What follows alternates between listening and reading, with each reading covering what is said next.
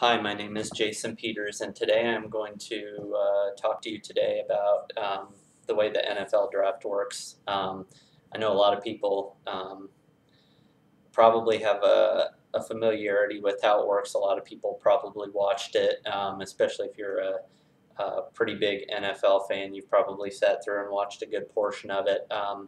Basically, the way it works is you've got 7 rounds, and the first day is normally rounds 1 through 3, and then you have rounds 4 through 7 on the second day. But the neat thing about it is you get these people straight out of college, and they go from college into this perspective of going in from making no money in college playing ball to making money in the NFL. And so what happens is these players, especially the ones that are going to be drafted in the first couple rounds, will normally um, actually attend the event, will actually be where the event is held. A lot of the times with family, close family friends or friends. And what they'll do is they'll conduct interviews. They'll sit down with different team members and whatnot from the different teams, the different coaching staffs, and actually have talks. But a lot of them actually won't know that they're getting drafted by a certain team until they get a phone call, and their agent or their parent or somebody gets a call saying, hey, this team is about to draft you. And so a lot of the times it'll be a surprise to them, up until um, the commissioner, who is the one who's in charge of the league. He actually comes to the podium and announces the picks, and each team in like the first round, for instance, gets a total of 15 minutes to make their decision on who they're going to draft.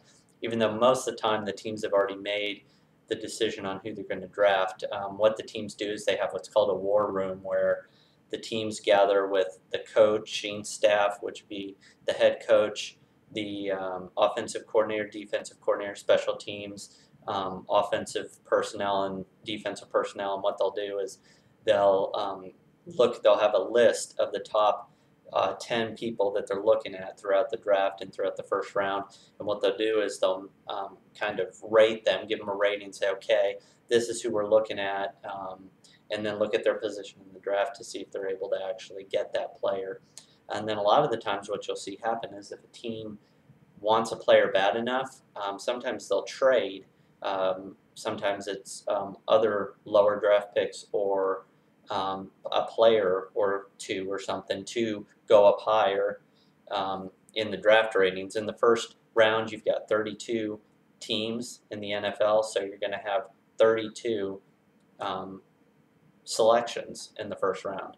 So a team that may be in spot 1 or 2 and they have a lot of needs, they may say, well, I don't want to waste this pick and have to spend all this money on one player, so what I'll do is I will trade down so that I can still get a quality player and not have to spend as much. As far as the financial side of it, anybody who's drafted in that first round can expect to make significantly more money than somebody drafted in rounds 3 through 7 or 4 through 7. The top 10 picks in the first round are going to make the most money.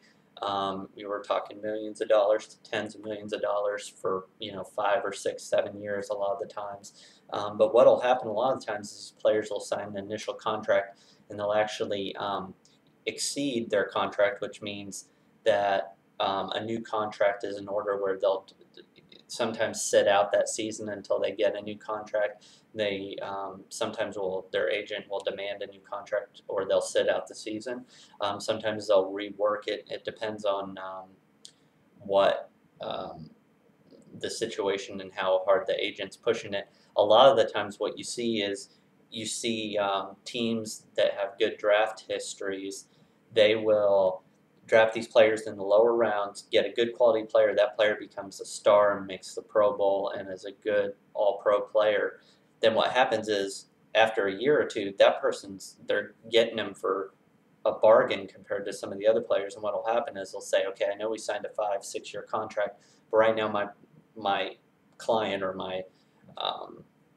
my player as the agent sees it, is outliving his contract. He's overworked and not paid enough for what he's doing based on other people's.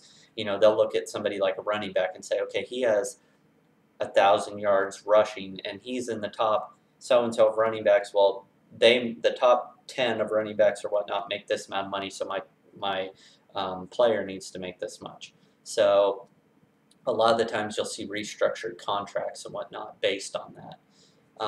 But it's a really interesting process if you've never sat down and actually watched the draft. I know a lot of people, if you're not interested in the NFL, it may be boring to you. It may not be your thing. But to somebody who loves the NFL, it's really neat to see these young players become stars right before your eyes, just getting signed and getting all this stuff being put on them, all this expectation, and seeing how they manage it.